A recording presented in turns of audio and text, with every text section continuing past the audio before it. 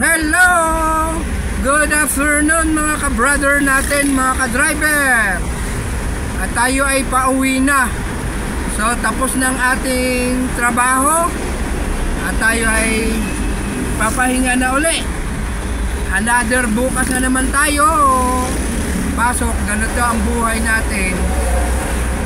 Sa araw-araw natin magtrabaho para sa ating pamilya. Lahat naman tayo nagtatrabaho para ikabubuhay sa ating pamilya. Kasi kapag tayo'y patamad-tamad sa trabaho, talagang wala. Gutom maabutin ng ating pamilya. Kaya araw-araw tayo kayod ng trabaho. Hindi lang naman ako, lahat tayo ay nagtatrabaho para sa ating pamilya.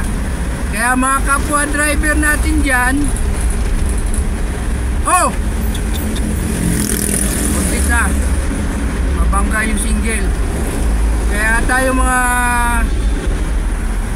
kapwa driver, simpleng drive lang tayo mga kapatid. Kung tayo man nagmamaniho, simpleng drive lang tayo para alam nyo naman may naghihintay pa sa atin sa bahay tayo pag umuwi.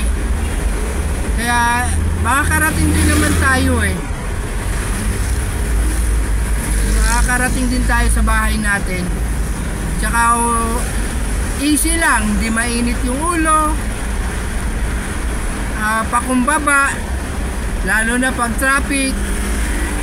Sa mga, alam nyo naman lahat ng mga driver, karamihan minsan mainit ang ulo, lalo na sa traffic, singit-singit, ayaw magpasingit, magsingit naman, magagalit, away-away, lalo na mga single na motor.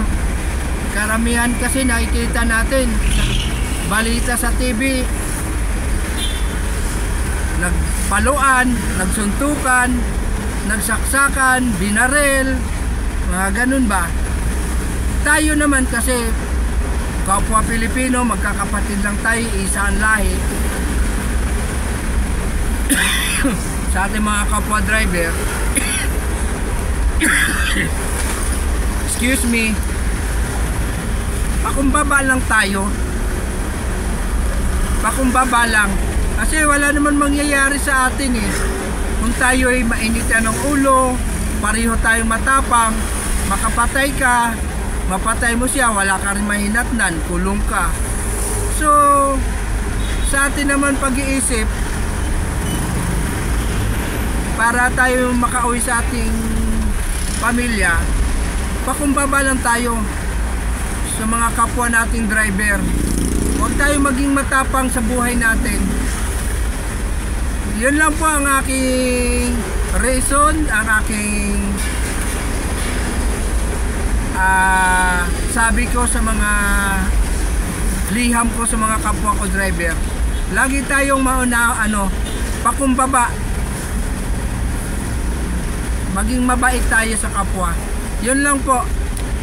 Kaya thank you, bye bye.